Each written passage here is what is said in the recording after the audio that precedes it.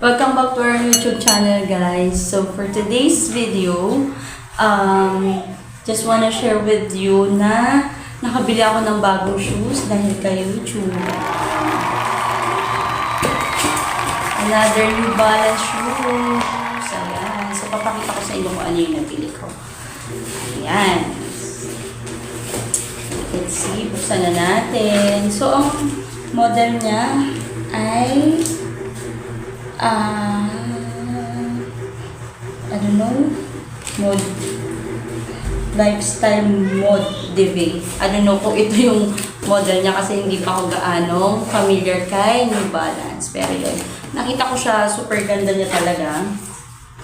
And ito yung mga bed kong sapatos. And nung sinukat ko siya, ang gaan-gaan niya. Ayan. So yun, commercial lang. Gusto ko lang i-share sa inyo na ito ginagamit ko for video ay Realme Note 50. Ayan. So kung familiar kayo kay Realme or user kay Realme, ito ay example ng video niya. Ayan. So para sa murang cellphone, makita nyo na malinaw din yung camera niya. Ayan, diba? And nabili lang namin siya ng 2.5. So actually ang original price niya ay para nasa 3,599 yata. Binili namin siya Shopee. And then meron din siyang shop voucher na worth 1,200. So yun, parang ang binayaran na lang namin ay 2,519. Ayan. So yan, 'di ba? Pwede siyang gamitin ng mga estudyante. Yan, makita niyo naman yung quality ng video.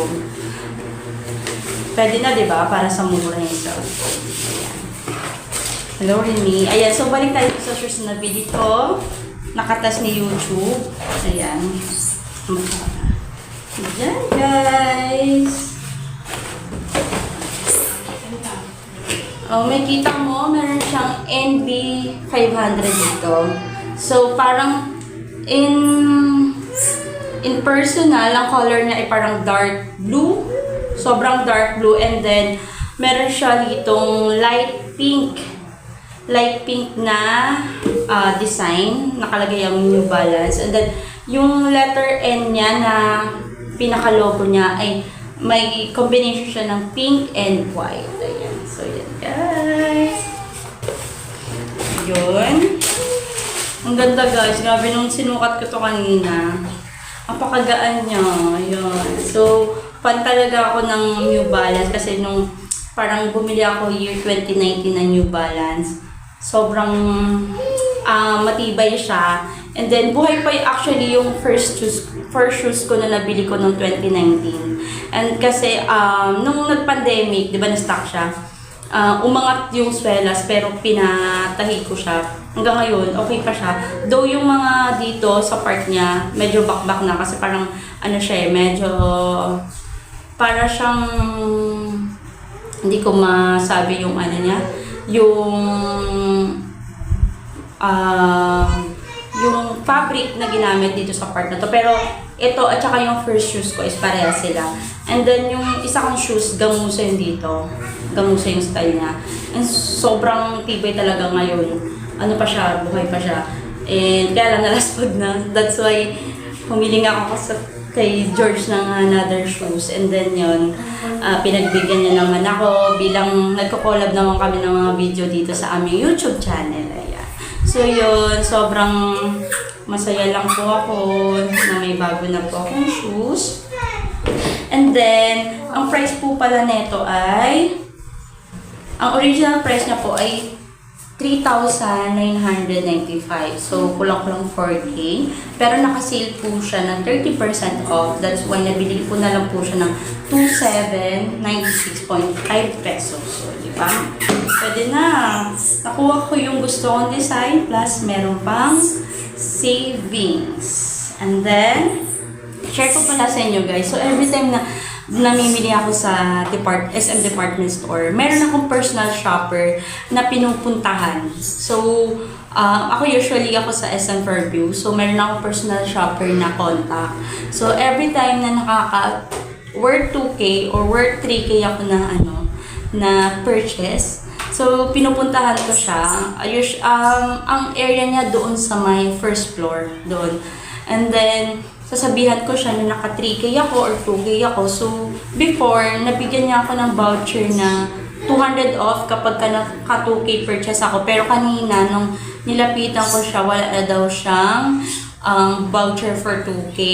Ang meron na lang daw is 3K. So, kapag naka 3K purchase ka naman, ang discount mo makukuha ay 300 pesos. I don't know kung lahat ng SM department store ay may ganong promo. Pero, yung contact ko na personal shopper sa SM Fairview ay meron siya binibigay na discount sa akin basta maka 2K ako or 3K ako.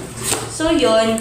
Bali, since 2.7 lang to, pinag-add niya pa ako ng worth 300 para makuha ko yung discount na 300 pesos. So, naghanap pa ako. That's why nakabili pa ako ng isang shoes ni Kalila. Ayan. So, itong shoes na to ay sinuot niya na rin kanina. Kasi masikip na yung shoes niya. Ayan. So, itong shoes na to ay 599 pesos and naka 50% off siya. So, 299 pesos na lang siya.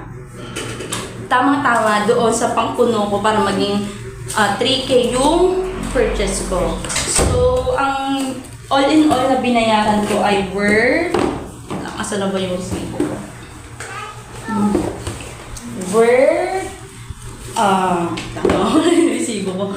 Ang binayaran ko ay nasa 2,795. So, lumalabas na libre na tong shoes ni Kalila. Diba, guys? Ayan. So, yun. Pagka mamimili kayo sa SM Department Store, tanong nyo kung approach yung mga personal shopper doon kung meron silang voucher kapag nakapag-purchase ka ng 2K or 3K. So, yun. So, yun lang guys. Looking forward na marami pa kami mabili sa aming sahod na galing kay YouTube. So, yun. Lahat ng mga gustong maging vlogger sa YouTube. So, simulan nyo na guys. Totoo talaga siya. Actually, na-monetize kami year 20... hindi ko na maalala. Parang year 2021 nata kami na-monetize. So, yun. So, nakailang beses na rin kami sumama, pero di pa naman ganun kalaki. Dahil small time pa lang kami, beginner pa lang po. Pero, pwede na diba guys? Hihintay lang po kayo ng sahod nyo. And, pwede na siya, pandagdag din po sa panggastos nyo po. So, yun lang guys. Thank you for watching.